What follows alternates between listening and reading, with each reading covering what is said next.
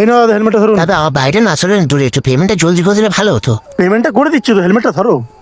আচ্ছা দাদা। হ্যাঁ হ্যাঁ।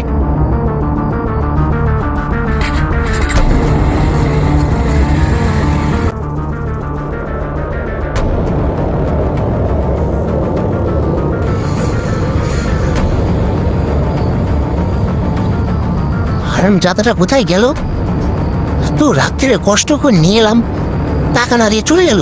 কেমন মানুষ, মানুষের মধ্যে এখন মানুষের মধ্যে নিয়ে একদম হারামজাদা ছেলে একটা। কি আর করবো, চলে যায়। এতটা বড় পাড়ার মধ্যে কোথায় খুঁজবে এখন আমার ওকে?